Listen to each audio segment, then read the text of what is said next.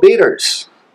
I get a lot of questions in my inbox every day about how to use the reward points on our website.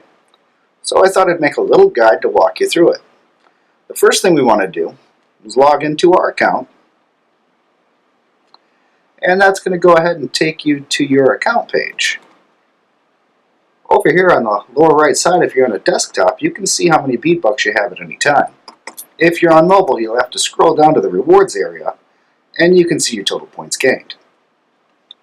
Now I've got plenty of points to spend, so I'm going to find a product that's pretty expensive and pricey.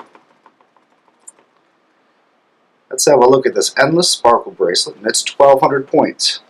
So what I'm going to do is go ahead and click to redeem that, and what you'll see is that it's in my cart now for $0. I've still got a lot of points left, so what I can do is go back, move on to the next kit, and add another product. And I can keep doing this until I'm all out of reward points. And once I'm done, I just go ahead and proceed to check out as I normally would, and you'll be redeeming those products for $0. I hope this helped explain how to spend your reward points. Thanks for watching the video. Have a great day.